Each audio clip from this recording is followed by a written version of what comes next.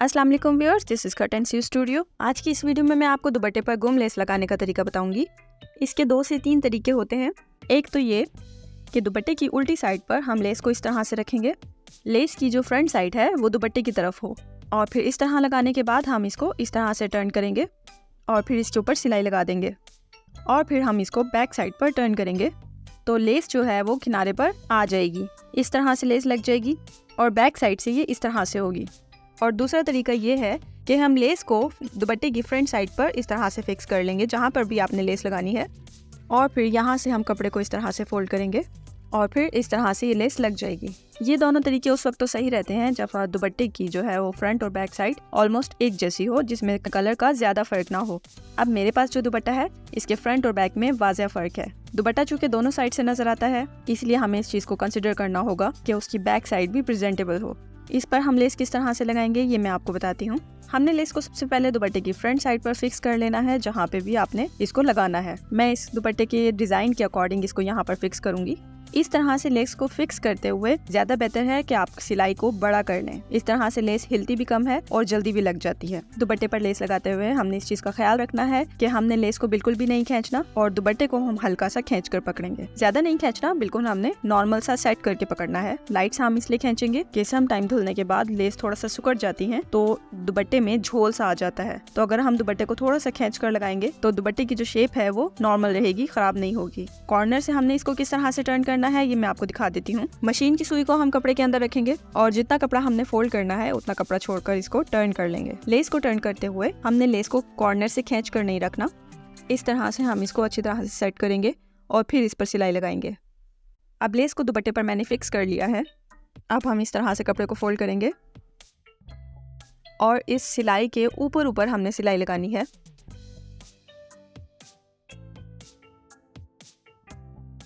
Corner से हमने इसको सीधा ही ले जाना है इस तरह से। अभी हम इसको टर्न नहीं करेंगे और दूसरी तरफ से भी हमने इस तरह से फोल्ड करके सिलाई लगानी है। सिलाई को हम यहाँ से शुरू करेंगे।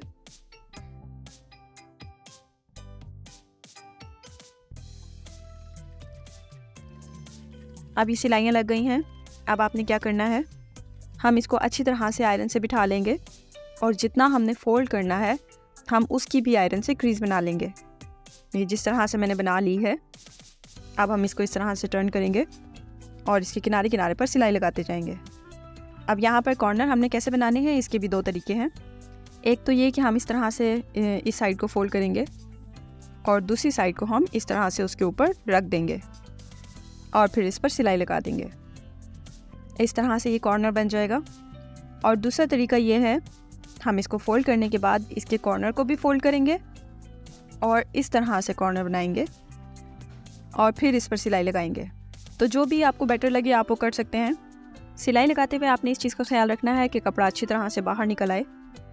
और मैं आपको कॉर्नर बनाकर भी दिखा देती हूँ। थ्रेड्स का आपने ख्याल रखना है, जहाँ पे जिस कलर का कपड़ा हो हम उसी कलर का थ्रेड लगाएंगे।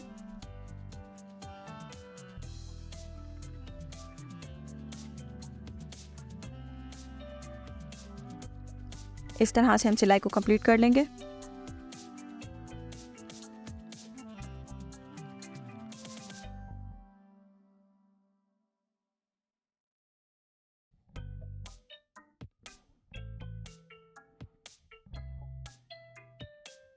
अब ये सिलाइयाँ कंप्लीट हो गई हैं और एंड में ये जो हमने कॉर्नर्स को फोल्ड किया था हम इसको भी सेट करेंगे। सुई धागे से हम यहाँ से इसकी तुरपाई कर लेंगे ताकि ये बुरे ना लगें और इसमें खूबसूरती आ जाए।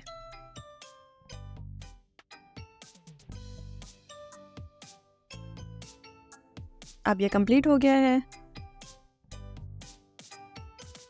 ये देखें कितनी खूबसूरती से दुपट्टे पर डोरी लग गई है और दुपट्टे की बैक साइड भी जो है वो डिसेंट लग रही है।